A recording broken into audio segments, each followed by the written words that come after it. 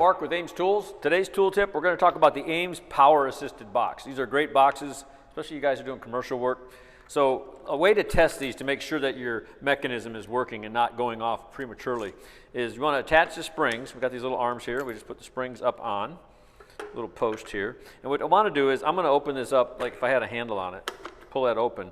And if we tap on this back here, basically we tap on that. If the door goes in, if the pressure plate moves in and closes just by tapping on it, then this little spring back here on the axle is probably worn and needs to be replaced. So we want to check that. Another part here is you got this little latch right here. A lot of people ask me what this latch is for. This latch is just a safety. So if you're filling it and you don't want it to hit it, if you hit this, now it won't go off. So that's what that latch is for. To learn more about ATF tools, visit the video resource library on our website, amestools.com.